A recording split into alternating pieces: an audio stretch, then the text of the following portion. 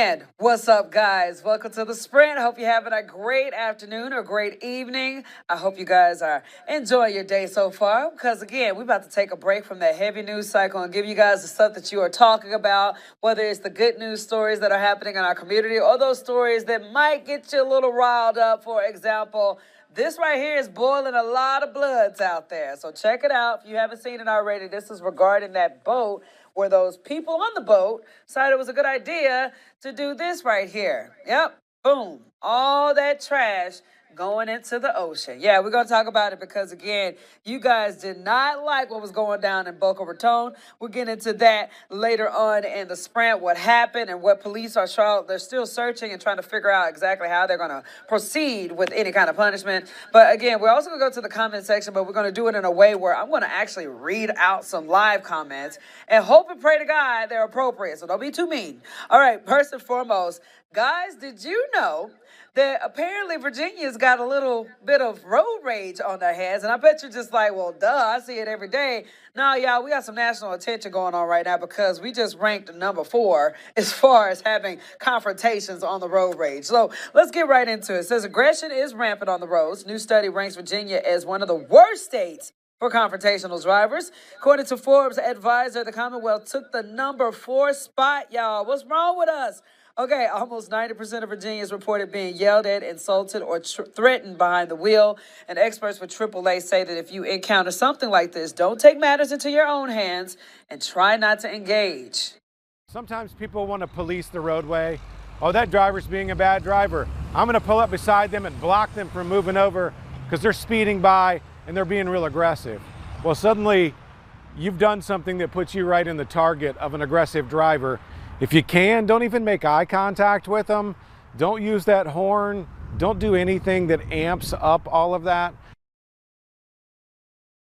So drivers also say most road rage incidents occur on city streets compared to highways and parking lots. You know, there's something about, like, I know when you're on a long road trip and you get antsy, you know, everybody is trying to get from point A to point B. So if anything, it doesn't, like, literally, it's not called for you to go off on the person in the car next to you. Like, what you gonna do? Like, I just don't understand how that's gonna solve anything. I remember one time I was actually on my way back home. It was actually around Thanksgiving, which was already, everybody was on edge because everybody kept wrecking on the roadways. I just wasn't getting home in a timely manner. I finally get to my apartment, and the way my apartment is built, I have to wait in this left-hand turn to make sure there's no traffic coming the other way so that I can turn. Well, when I got into this turning lane, another vehicle got into that turning lane to get over to make a U-turn or whatever. But apparently, I guess he couldn't see past my vehicle. So he was literally screaming at me across the street. It was just, and at that point, I was in such a irritable mood, but I was in a mood where I was just like, you know what? Keep on yelling. I'm not moving. I don't know how much screaming you think you're going to do to make me put my life in danger just so you can see better when you, in reality, wasn't even supposed to be in that position to begin with. But yeah, I just remember he was screaming at me, and I cannot forget his face. And I was just like, wow, this man is angry. Like, he is literally, looks like if he could, he would come up and call me all kind of names or come up and put his hands on me and do something, you know. And it's just weird to be put in those awkward scenarios. But I just always say that, yeah, no, nobody's perfect behind the wheel. But if anything, you got to pack your patience, man, because you never know who you are impacting that's on that other vehicle. You don't know what they got in there. You don't know how crazy they may be. You don't know what if they're just willing to throw it all away based off of a look you're going to give them. So let's do better, man. I don't like the fact that we number 4. We got to get our lives together, y'all.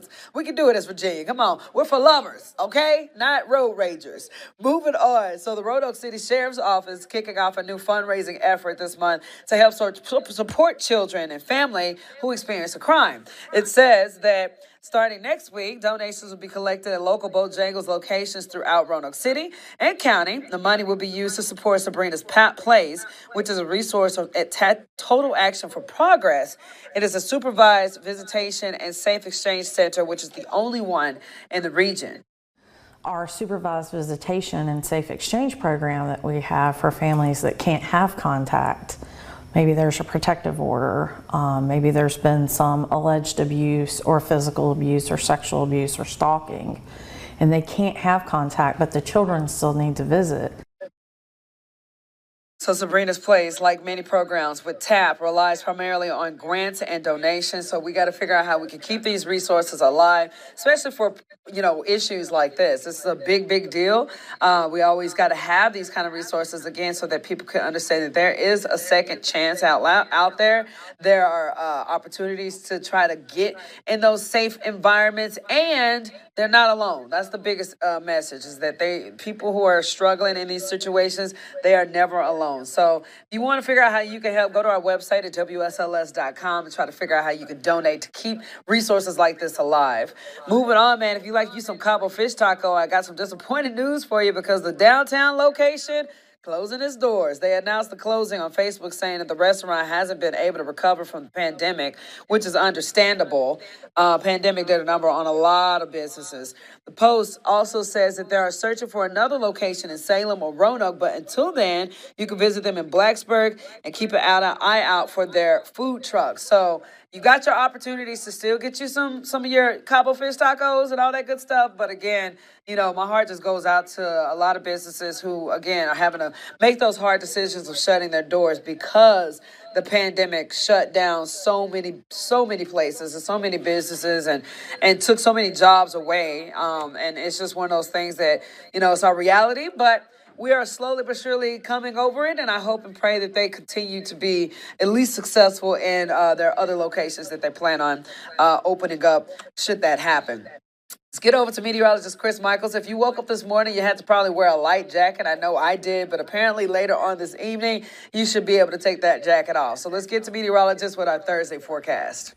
Hey guys, happy Thursday. Near record heat today. You're looking at high temperatures 80 to 85 in the mountains, 85 to 90 elsewhere. It's going to be just about as hot tomorrow, but some changes on the way for the weekend. Tracking periods of showers and storms. Updates living on WSLS.com and on our free weather app.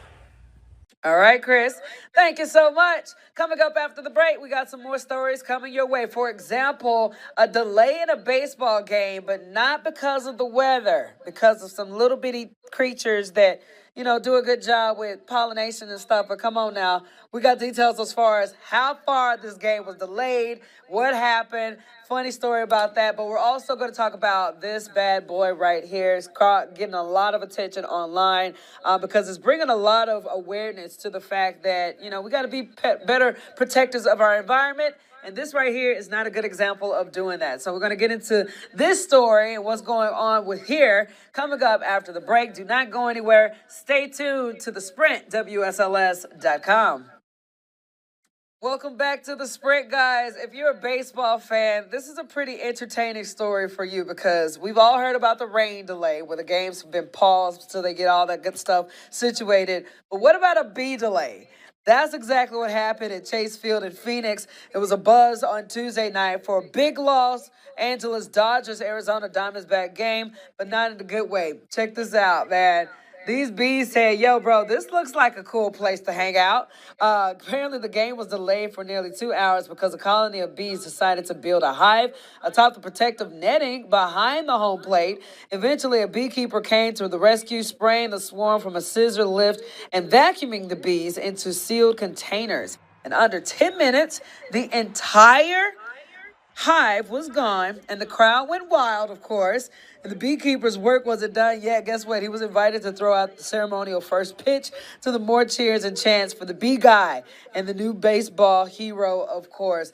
That is so, that's a bizarre story because, again, you would not expect that to happen.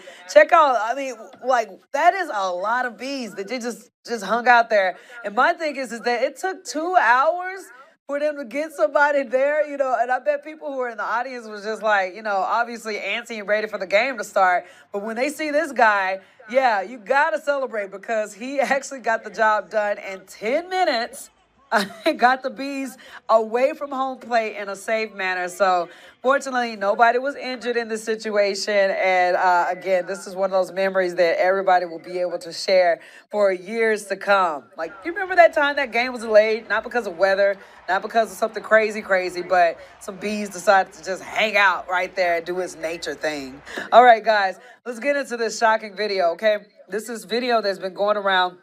You've seen it online constantly. And I think the biggest outrage as far as why it's been online and why it's been such a big talker as far as its virality is because it's jacking up our environment, man. You never like to see people when they just throw trash on the ground. You know, that right there already irritates people. And, you know, there are fines and penalties for that type of stuff.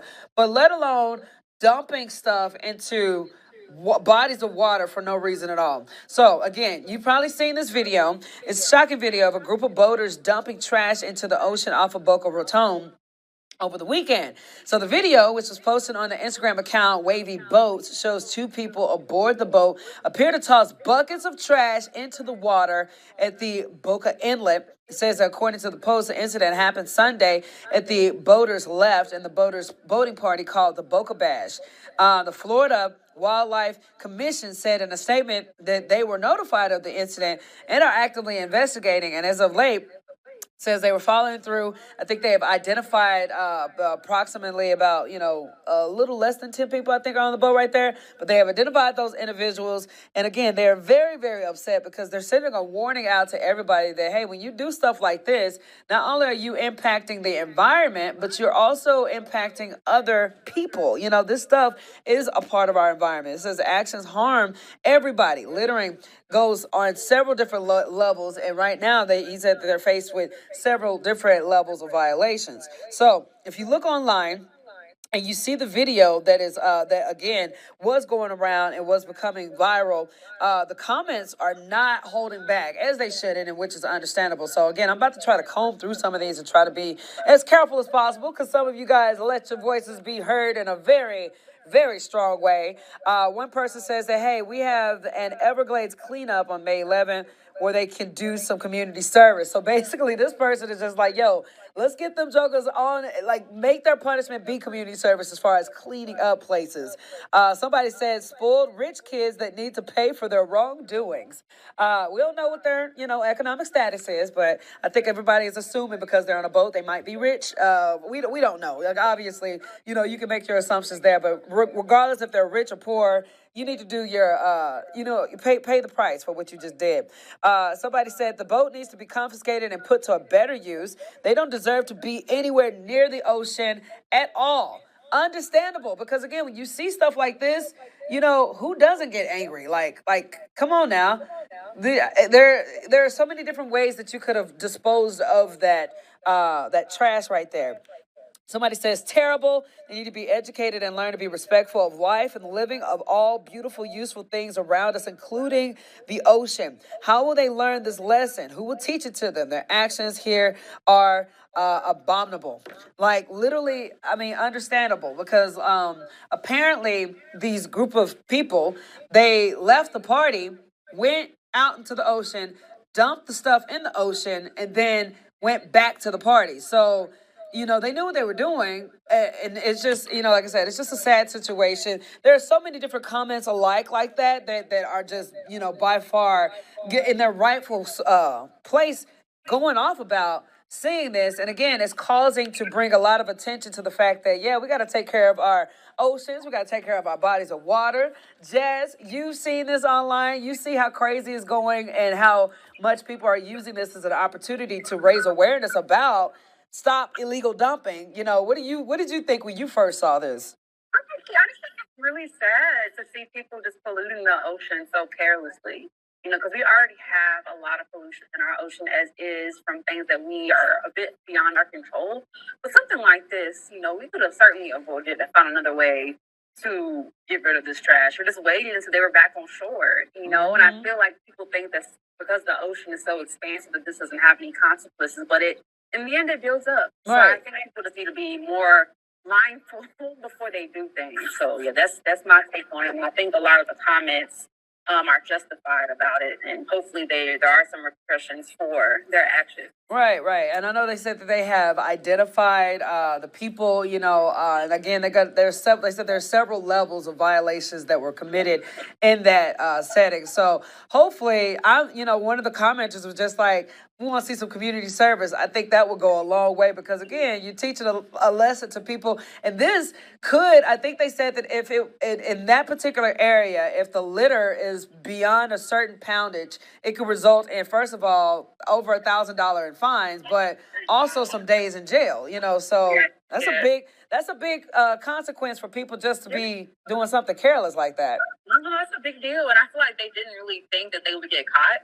I feel like they didn't realize that they were on camera. Right. So, Right. I can't imagine how they must feel right now. And I feel like they realized that could have been avoided and that could have been handled a lot differently. Yep. So, Hey, but you know what? Shout out to Wavy Boats though. They captured it because again, they just doing their thing and they just happen to catch these jokers doing something illegal with their drone. So yeah, big ups to them because had they not seen or done anything, that person they would have just gotten away with it. And who's to say they would have done it over and over and over again? So yeah, things happen for a reason. All right. Jazz, do we have anything else? For example, I know we got this cool insider project. Yes, so we have a $5,000 national sweepstakes that we're having exclusively for insiders. And when you sign up, you can enter for a chance to win $5,000.